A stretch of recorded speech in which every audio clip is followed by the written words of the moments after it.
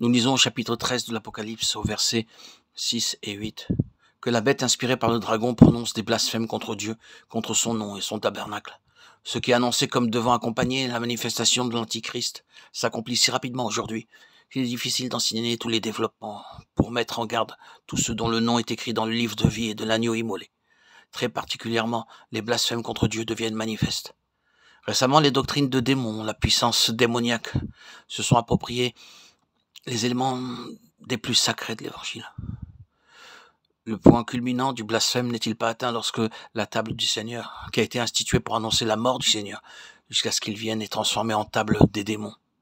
Lorsqu'on attribue à celle-ci un pouvoir magnétique psychique, voici ce que vient d'écrire un évêque sur ce qu'il nomme la science des sacrements. Le pouvoir magnétique de la communion est évident pour quiconque a développé des facultés psychiques.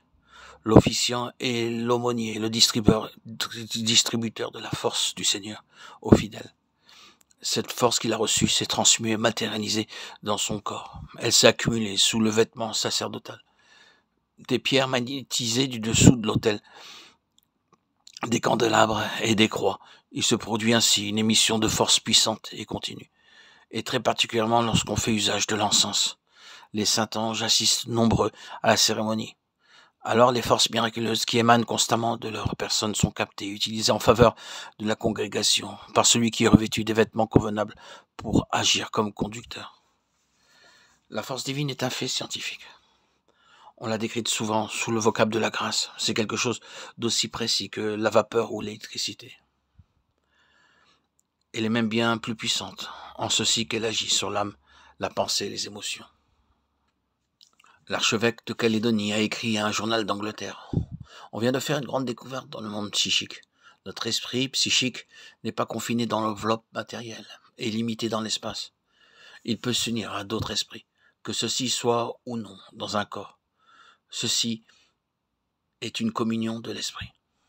Aujourd'hui, le disciple qui a étudié la psychologie concentre son attention sur le Christ, sur son immense miséricorde et sur la puissance de son esprit. Dans cette contemplation de l'homme parfait, il entre en communion avec le Dieu infini. C'est ici une communion de l'esprit. Toute pensée humaine qui, en un sens limité, est individuelle, fait aussi partie de la pensée universelle. Tout esprit humain qui a ses caractéristiques propres fait aussi partie de l'esprit universel.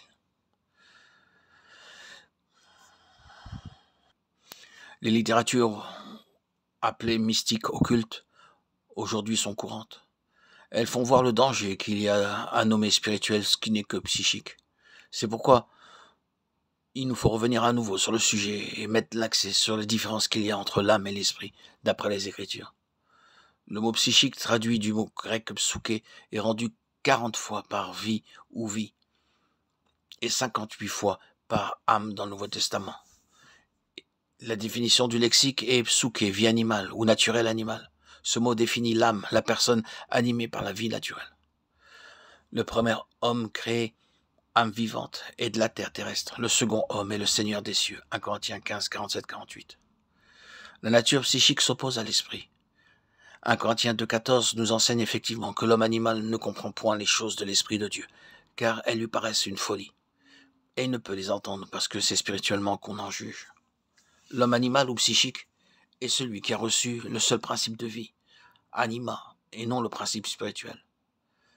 Cette puissance psychique dont on s'occupe tellement aujourd'hui n'a absolument rien de commun avec l'esprit, puisqu'elle émane uniquement de nature animale et déchue.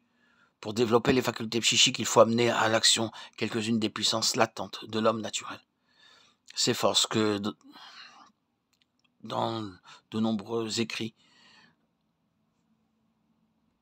où on expose la science des sacrements, l'officiant se dit accumulé, matérialisé dans son corps, sont vraiment naturels, psychiques, et n'ont rien à voir avec le Saint-Esprit. Que les forces psychiques aient besoin d'une puissance naturelle pour se développer parfaitement, la chose est vraisemblable. Depuis la chute, ces forces de l'organisme sont séparées de Dieu, et sous l'influence de Satan. S'il en est ainsi, bien des choses restées incompréhensibles dans les expériences naturelles récentes des enfants de Dieu, expériences où les esprits sataniques ont réussi à s'immiscer, s'expliquent. Ceci ferait aussi comprendre pourquoi certains baptêmes de puissance supposés d'origine divine développent le moi et une certaine forme d'égoïsme qui entre aussitôt en action. au lieu de cette humilité, de cet esprit brisé, de cet amour des âmes, de cet effacement de soi qui porte le sceau divin.